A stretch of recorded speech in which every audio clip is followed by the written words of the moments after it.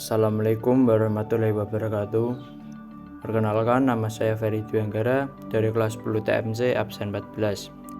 Di sini saya akan menjelaskan tentang akulturasi budaya Nusantara dengan Hindu-Buddha. Yang pertama ialah seni bangunan. Di seni bangunan terdapat candi. Kata candi berasal dari Candika, merujuk nama Dewi Kematian. Candi merupakan peninggalan artefak pada masa Hindu-Buddha. Candi merupakan bangunan untuk memuliakan orang yang telah wafat, khususnya raja atau tokoh Nusantara yang dimakamkan di candi adalah barang batu-batu berharga disertai sesajen yang disebut paripi. Dan stupa. Stupa merupakan bangunan yang terdapat pada candi-candi Buddha.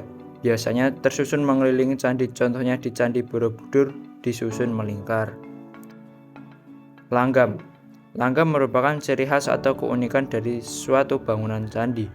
Langgam ada dua, yaitu langgam Jawa Tengah dan langgam Timur. Keraton. Keraton dari keratun, tempat kediaman ratu atau raja. Istilah keraton sama dengan kedatwat, yaitu tempat pemimpin desa masa akhir praaksara.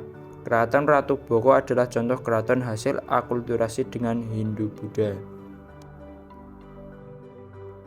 Selanjutnya dalam bidang seni rupa dan ukir, yaitu ada patung atau arca. Patung atau arca sudah berkembang sejak zaman Megalitikum, yaitu seperti menhir atau sarkofagus. Lalu ada relief. Relief adalah gambar timbul yang menempel pada dinding. Relief merupakan representasi ajaran-ajaran agama, kehidupan sehari-hari, dan kisah-kisah para dewa. Lalu makara. Makara adalah makhluk dalam mitologi Hindu-Buddha, perwujudan seekor binatang laut besar seperti buaya, hiu, dan lumba-lumba. Biasanya dipajang pada pintu gerbang candi dan keraton, tujuannya untuk menolak sifat buruk. Seni pertunjukan. Setelah masuknya agama dan kebudayaan Hindu, maka seni pertunjukan wayang terus dikembangkan dengan mengambil cerita dari sastra India, seperti Ramayana dan Mahabharata. Hasilnya berupa pertunjukan wayang kulit. Seni tari dilakukan pada saat pesta panen dan pengangkatan kepala suku, upacara keagamaan, perkawinan, dan pengangkatan raja. Seni musik. Pertunjukan musik gamelan adalah pertunjukan musik paling tua. Sastra dan aksara, yaitu ada kitab Negara Kertagama dan bahasa Sanskerta. Bahasa Sanskerta sering digunakan dalam penulisan prasasti, yupa, kitab suci, kitab undang-undang atau hukum, dan karya sastra. Bahasa Sanskerta turut memperkaya kosakata bahasa lokal. Contohnya bahasa Sanskerta pada bahasa Melayu kuno, pada prasasti peninggalan kerajaan Sriwijaya abad 7 sampai 13 Masehi, seperti prasasti kedudukan Bukit, Talang Tuwo, Telaga Batu, Kota Kapur, Karangberahi, dan Ligor. Sistem kepercayaan, yaitu ada dua, Hindu dan Buddha. Agama Hindu yang berkembang di Indonesia sudah mengalami akulturasi dengan kepercayaan animisme dan dinamisme. Agama Hindu yang berkembang di Indonesia berbeda dengan yang dianut oleh masyarakat India, yang disebut sebagai agama Hindu Tirta. Misal, upacara-upacara agama Hindu Bali seperti upacara Nyepi tidak dilaksanakan oleh umat Hindu India. Sistem pemerintahan. Sebelum pengaruh Hindu-Buddha masuk, sistem pemerintahan di Nusantara oleh kepala suku dan pemilihan kepala suku dilakukan dengan menggunakan sistem primus inter pares. Dan syarat-syarat untuk menjadi kepala suku di antaranya harus memiliki kesaktian, kewibawaan, dan memiliki jiwa keperwiraan. Setelah pengaruh Hindia masuk, maka pemimpin tadi diubah menjadi raja dan wilayahnya disebut kerajaan. Seorang raja harus berwibawa dan dipandang memiliki kekuatan gaib, seperti pada pemimpin masa sebelum Hindu-Buddha. Karena raja memiliki kekuatan gaib, maka oleh rakyat raja dipandang dekat dengan dewa. Raja kemudian disembah, dan kalau sudah meninggal, rohnya dipuja-puja. Arsitektur.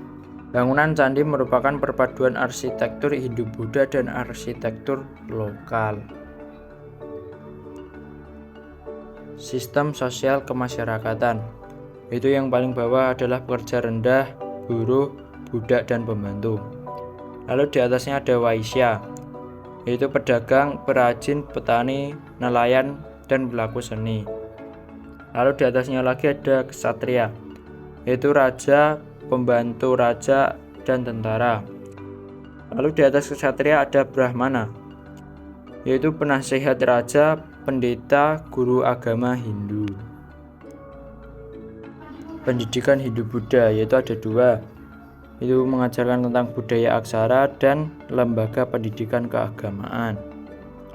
Di lembaga pendidikan keagamaan ada pusat pendidikan dan kebudayaan, lalu ada kerajaan Sriwijaya, lalu pusat pendidikan Buddha di Asia Tenggara, dan prasasti Nalanda dan catatan perjalanan Singh.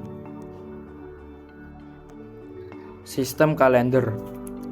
Pada saat kebudayaan Hindu masuk ke Indonesia, berkembanglah sistem yang disebut Tahun Saka. Tahun Saka berasal dari India Barat dan digunakan di Indonesia pada abad ke-7 sampai ke-14. Kalender Saka adalah sebuah kalender yang berasal dari India. Kalender ini merupakan sebuah penanggalan Samsiah, Kamariyah, atau Chandra Surya, atau kalender lunisolar. Era Saka dimulai pada tahun 78 Masehi. Wujud akulturasi dalam sistem kalender nampak dengan adanya Candra Sengkala. Candra Sengkala adalah angka huruf berupa susunan kata-kata atau gambar-gambar. Setiap kata dalam kalimat tersebut dapat diartikan dengan angka, kemudian dibaca dari belakang maka akan terbaca Tahun Saka.